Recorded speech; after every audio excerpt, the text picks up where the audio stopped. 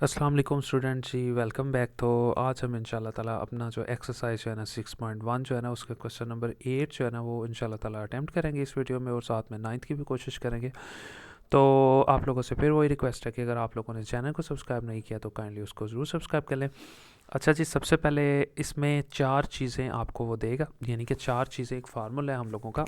ठीक है, आप सबसे पहले ना उस फार्मूले को देख लें कि वो फार्मूला क्या है। ये आपकी बुक पे भी दिया हुआ है। फार्मूला ये है कि LCM multiply H C F ये बराबर होता है पी एफ एक्स और मल्टीप्लाई क्यू एफ एक्स।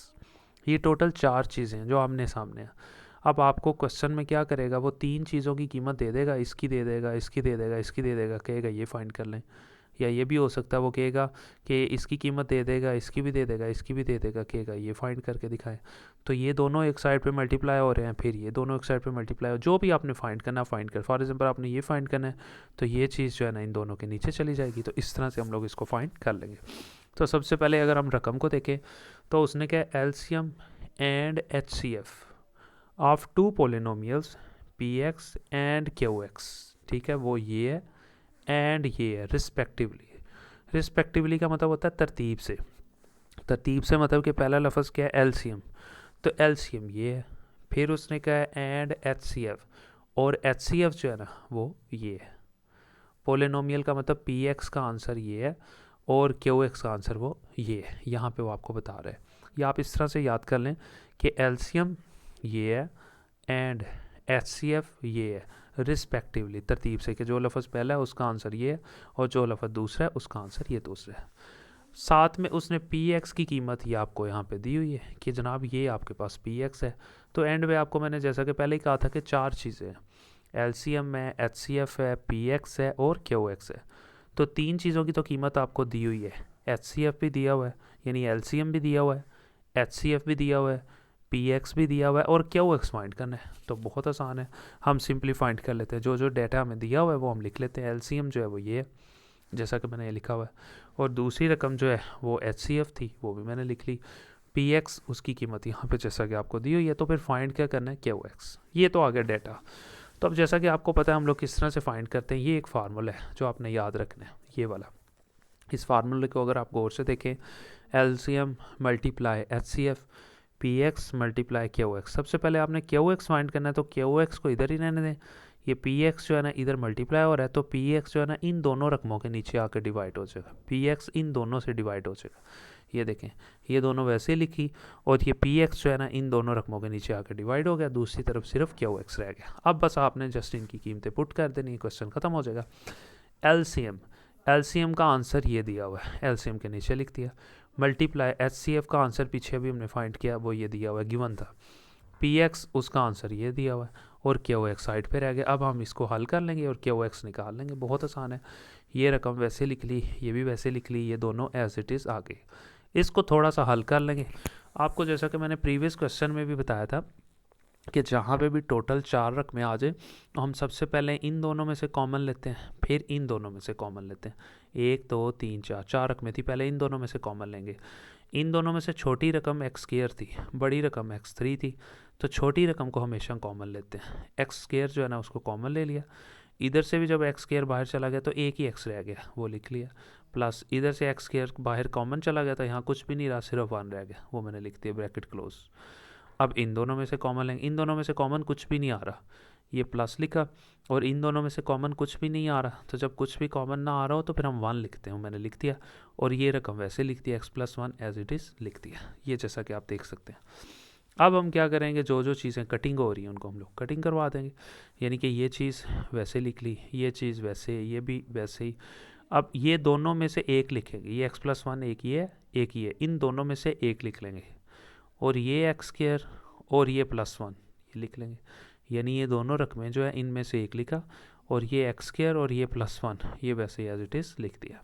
अब कटिंग करवा दें, इसको इसके साथ कटिंग करवा दें, इस रकम को जो है ना इसके साथ कटिंग करवा दें, तो हमारे पास जो आंसर रह जाएगा वो टू रह जाएगा, और साथ में हम लोगों के पास ये वाला आंसर यहाँ पे रह जाएगा। तो ये हम लोगों का आ जाएगा जी क्यू ऑफ एक्स। उसके बाद अगर हम लोग जो है ना अपने क्वेश्चन नंबर 9 को जो है ना अटैम्प्ट करने की कोशिश करते हैं। क्वेश्चन नंबर 9 जो है वो भी बहुत आसान है, लेकिन बस थोड़ा सा ना डिफ़िकल्ट है, लेकिन इतना मुश्किल नहीं है, ईजिली हो जाएगा। इसमें फिर वही बात कर रहा है कि टोटल जैसा कि आपको बताया 4 रकमें, पी एक्स है, क्यू एक्स है, एच सी एफ है, ठीक है, और एल सी एम है, ये 4 चीज़ें।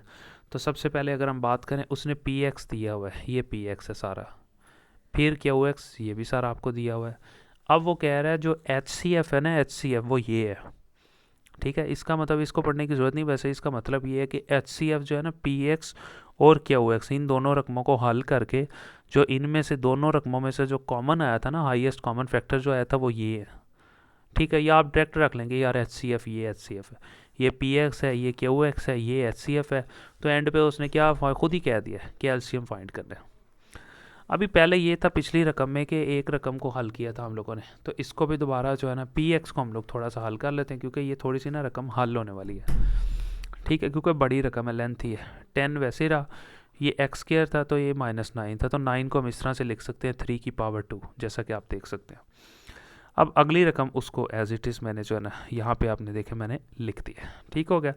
उसके बाद ये 10 वैसे ही रहा, तो यहाँ फार्मूला लगेगा ए का स्क्वायर माइनस बी का स्क्वायर। तो जैसा कि आप ये पीछे भी फार्मूला पढ़ के आए, ए स्क्वायर माइनस बी स्क्वायर बराबर होता है ए प्लस बी और साथ में ए माइनस बी। तो ये देखिए, ये रकम ए है और ये रकम बी है, तो ए का स्क्वायर माइनस बी का स्क्वायर, तो ए प्लस बी, ए माइनस बी। इस फार्मूले को मैंने यहाँ ओपन कर दिया और ये चीज़ फिर वैसे रह गई। अब दोबारा फिर इसी तरह ये वैसे ही, ये दोनों रकमें वैसे ही, इन दोनों को अब हल करें, यानी इस रकम को हल करेंगे। अब पहले इस रकम को अब गौर से देख लें, एक स्केयर वाली रकम है, एक यानी x की पावर 2 है, फिर x की पावर यहाँ पे 1 है, और आखिरी रकम जो है ना वो कांस्टेंट है, ना x है ना x स्केयर है। तो ऐसी मसावातों को कहते हैं दो दर्जी मसावात, और इंग्लिश में उसको कहते हैं क्वाड्रेटिक इक्वेशन। तो जैसा कि प्रीवियस वीडियोस में मैंने आपको इसके बारे में बड़ी डिटेल से बताया, करना क्या होता है, इसको जो आखिरी रकम होती है इसको मल्टीप्लाई करवाते हैं एक्स स्केयर के पीछे यहाँ पे। तो यहाँ सिर्फ 1 लिखा हुआ है, कुछ भी नहीं, जहाँ लिखा होता है 1 होता है। तो 2 को 1 से मल्टीप्लाई किया तो आंसर आ गया 2। अब कोई से दो ऐसे लफ्ज़ जिन्हें मल्टीप्लाई करवाएं तो 2 आए, उन्हीं दो लफ्ज़ों को प्लस या माइनस करो तो ये -3x आए, ये वाला प्लस माइनस करने से ये आए, मल्टीप्लाई करवाने से ये आए। 2 और 1 यानी ये पेयर बनेगा, 2 और 1। 2 को 1 से मल्टीप्लाई करवाओ तो 2 आएगा, 2 में 1 जमा करोगे तो 3 आएगा, लेकिन हमें चाहिए -3। अब -3x के लिए हम लोग क्या लिखेंगे, 2x के साथ भी माइनस लगाएंगे, और 1 जो है 1 का मतलब खाली x, उसके साथ भी माइनस लगाएंगे। यानी ये देखें ना, ये -3x है। लिखने का तरीका इस रकम को वैसे ही, इसको वैसे ही। अब -3x आपने बनाना है, तो आपको पता है आपके पास पेयर जो है ना वो 2 और 1 है, तो आप किस तरह इनको जमा करोगे कि तो -3 बन जाए। साफ पता चल रहा है, इसके साथ भी माइनस, इसके साथ भी माइनस, तो बन जाएगा -3। तो -3x की जगह पे मैंने लिखा, ठीक है, -2x और -1x, यानी इसकी जगह पे ये पेयर बना दिया। फिर इसे हल कर लेंगे, ये तीनों चीज़ें वैसे नीचे आ जाएगी। अब जैसा कि 1 2 3 4 आपको बताया, 4 रकमें जब हो जाए तो फिर हम लोग क्या करते हैं, पहले इन दोनों में से कॉमन ले लेंगे। इन दोनों में से छोटी रकम ये x है, ये x कॉमन आ गई। इधर से जब x बाहर चला गया, 2 थे, एक ही रह गया, माइनस लिखा और 2 लिख दिया। फिर ये वाला माइनस वैसे ही, इन दोनों में से कॉमन कुछ भी नहीं आ रहा, जहाँ कुछ कॉमन ना आ रहा 1 आ जाता है। इस माइनस की वजह से अंदर की अलामत चेंज हो जाएगी, ये माइनस हो जाएगा और 2 वैसे ही आ जाएगा। फिर ऐसे ये तीनों रकमें एज इट इज़ आ जाएंगी, ठीक है। अब ये x-2, एक ये है एक ये है, दो हैं x-2, दोनों में से एक लिख लेंगे, और ये x और ये -1 जो बाहर पड़े हुए हैं उनको भी लिख लें। ये हमारा p(x) आ गया। अगर हम डायरेक्ट लिखते तो हमारा आंसर नहीं था आना, क्योंकि p(x) की रकम उसने सॉल्व नहीं थी की हुई, उसका आंसर्स नहीं था सही दिया हुआ, यानी उसको हल करना पड़ना था, तो इसी वजह से हमने हल कर लिया। ले जी, अब हमारे पास फिर वही फार्मूला, जैसा कि मैंने आप लोगों को बताया था, फार्मूला जो है ना, LCM मल्टीप्लाई HCF बराबर PX मल्टीप्लाई QX। ये फार्मूला मैंने आपको प्रीवियस क्वेश्चन में भी बताया कि ये एक सिंपल फार्मूला है, जो फाइंड करना होता है उसको एक साइड पे, अब LCM फाइंड करना है, LCM को इधर रखा, और ये HCF जो है ना, ये जाके इन दोनों रकमों के नीचे डिवाइड हो जाएगा।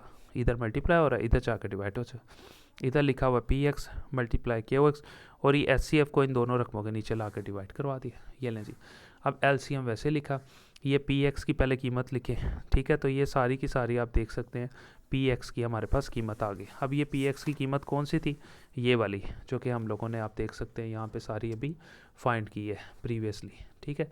तो ये हम लोगों ने क्या किया, सारी की सारी PX की रकम जो है यहाँ पे लिख लिया, मल्टीप्लाई, ठीक है। उसके बाद हम लोग क्यू एक्स की जो है ना कीमत लिखेंगे। क्यू एक्स की कीमत अब यहाँ आगे जगह नहीं थी, इधर लिखनी थी, तो मल्टीप्लाई लिख के मैंने यहाँ लिख दी है, ठीक है। ठीक है, ये 10x थी, x+3 था और x-1 का होल स्क्वायर था, और नीचे HCF की कीमत लिख दी है, ये देखें। अब जो जो इसमें से कटिंग हो रहा है आप उसको जो है ना कटिंग करवा दें, ठीक है। आप देख सकते हैं ये 10 जो है ना इस 10 से जो है ना ख़त्म हो जाएगा, ठीक है। और इसके अलावा ये x+3 इस x+3 से ख़त्म हो जाएगा, ये x-1 इस x-1 से ख़त्म हो जाएगा, यानी ये ख़त्म हो गया। अब हमारे पास रह क्या गया, सबसे पहले आप ये देख लें, ये x-3 रह गया, वो लिख लिया, x-2 रह गया, वो भी मैंने लिख लिया। इसके अलावा ये वाला 10 रह गया, ठीक हो गया, इसको भी हम लोगों ने आप देख सकते हैं यहाँ पे लिख लिया, और साथ में ये x भी पड़ा हुआ है, 10x दोनों लिख लिए यहाँ पे। इसके अलावा ये x+3 रह गया था, वो भी मैंने लिख दिया। इसके अलावा x-1 का होल स्क्वायर रह गया था, वो भी लिख दिया। बाकी सब कटिंग हो गया, यानी ये 10, ठीक है, इस 10 से ख़त्म हो गया, या इस 10 से मैं करवा देता हूँ ताकि आप कन्फ्यूज़ ना हो। ये 10 से ख़त्म हो गया, ठीक है, ये x+3 इससे ख़त्म हो गया, ये x-1 इससे ख़त्म हो गया। अब ठीक है, अब देखें ये एक तो ये बच गया, 10x बच गया, ठीक है, वो मैंने यहाँ लिख दिया जो बचा। x+3 बचा, वो भी लिख दिया। x-1 का होल स्क्वायर बचा, ये भी मैंने इसके साथ लिख दिया। ये तीनों रकमें बच गई हैं ऊपर, ठीक है।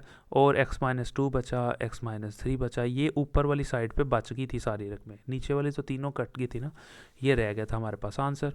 इनको जो है ना अब हम लोग ज़रा तरतीब से लिख लेंगे। 10x इधर लिखा हुआ मैं पहले लिख लेता हूँ, फिर x-3 लिखा, और फिर x+3 लिखा, तरतीब सही कर रहा हूँ, यानी पहले इसको पहले लिख लिया, फिर इसको लिखा, फिर इसको लिखा, फिर इसको लिखा, फिर इसको लिखा। तो आप जिस तरह मर्जी लिख सकते हैं, लेकिन इन दोनों को इकट्ठा इसलिए किया ताकि इन पे फार्मूला लगा दें।